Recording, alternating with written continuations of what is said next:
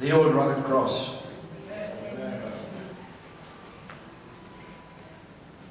If I come here tonight to sing and I don't see the old rugged cross, and all the singing means nothing.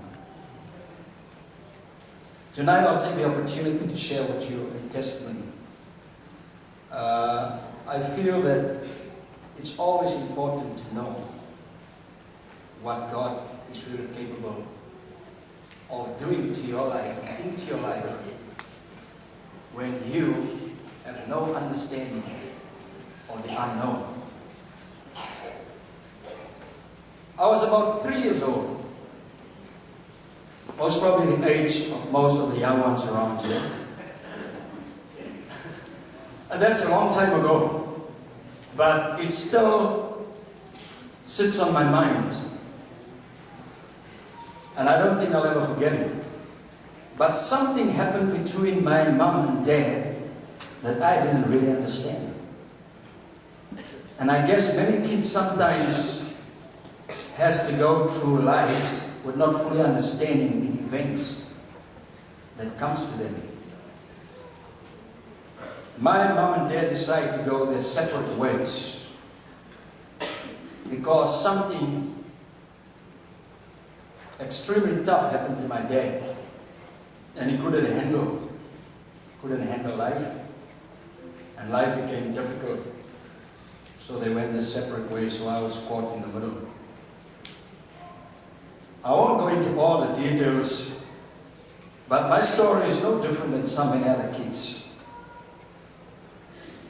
I find my life shared between my grandfather and my grandmother. This was funny. My grandmother didn't have a husband, so I was told. He died. That's from my father's side. From my mother's side, I had a grandfather, but there was no grandmother. So I shared my life, the first 7 years of my life, I shared in between them. I still couldn't understand what happened between my mom and my father. Nobody actually really told me everything.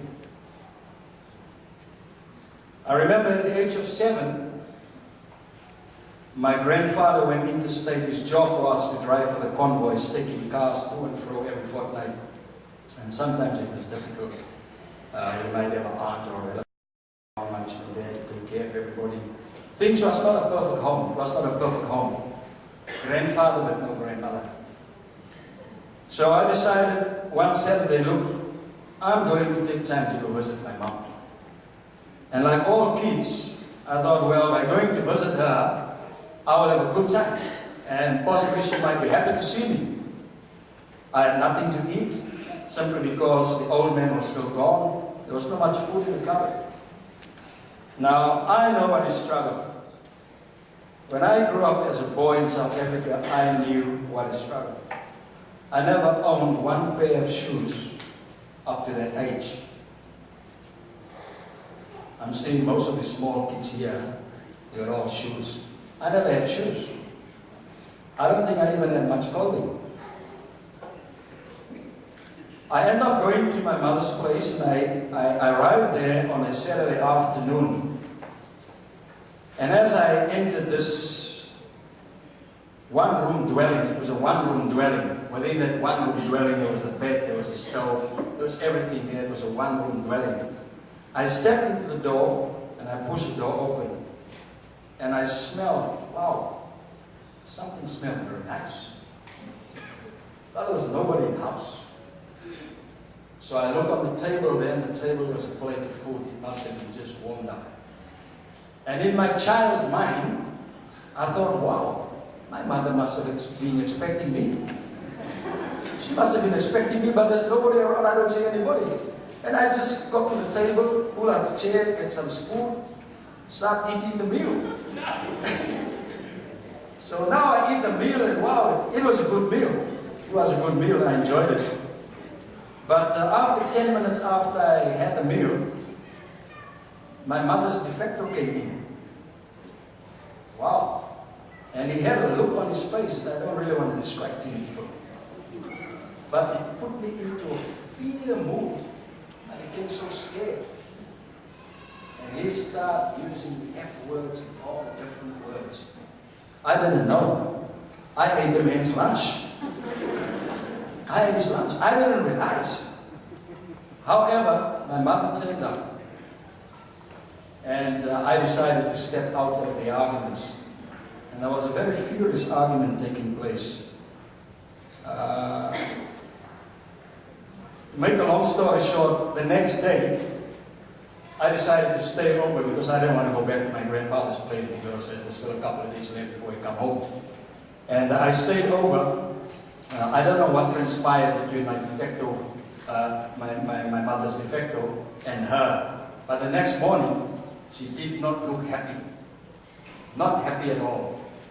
And she came to me and she said, look, when you are around, my life is difficult. You know, when you are around, my life is difficult. Being 7 years old, I don't really understand that. Kids don't understand those kind of language. So I stood and listened, yeah. To make a long story short, she said, I'm going to pack you up and I'm going to send you to your uncle from your father's side. And I think they will be able to take better care of you than I do. Wow. Being a 7-year-old, I had no choice in the decision. I had no say. To tell you the truth, there was no really clothing to pack up. I think if I can remember, there was only about 2 shirts and 2 shorts. And that was it, and what I had on me. 3 pieces of clothing. She called a relative up, came to pick me up on a Sunday, and drove me away to my new family. I'm not going to go into the rest of the story, but if she only knew, if she only knew what God's plan was for that 7-year-old boy. It was 10 years later when I came to the cross. Came to the cross and I met Jesus. You know, I never really knew what was love.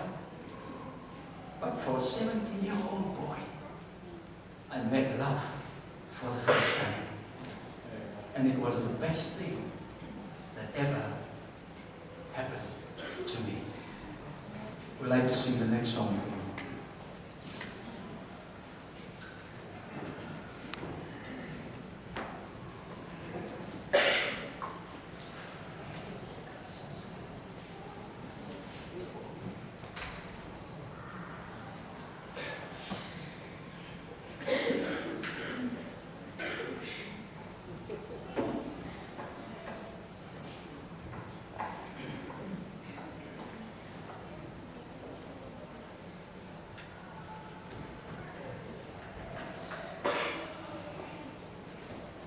God, turn your eyes upon Jesus.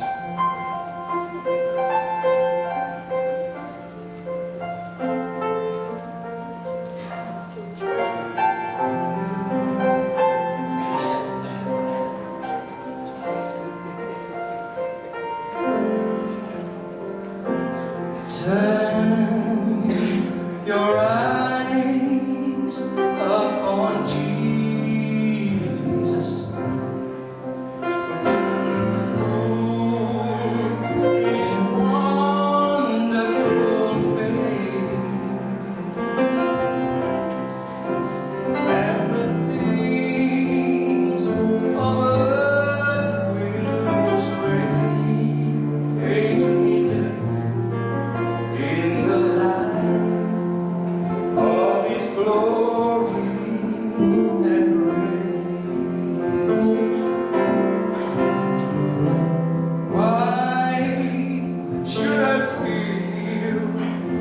Discovery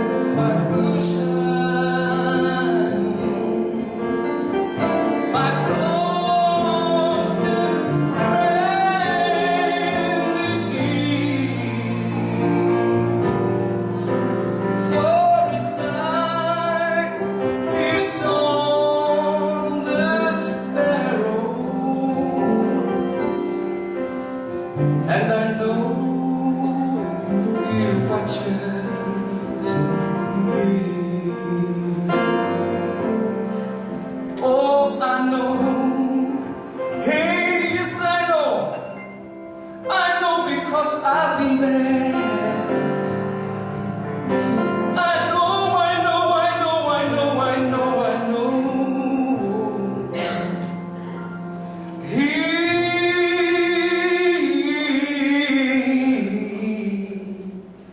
watches over